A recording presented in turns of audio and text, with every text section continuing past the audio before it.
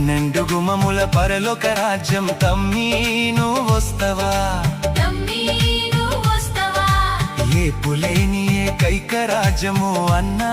నువ్వొస్తవా మరణము లేని మంచి లోకము అమ్మా నువ్వొస్తవా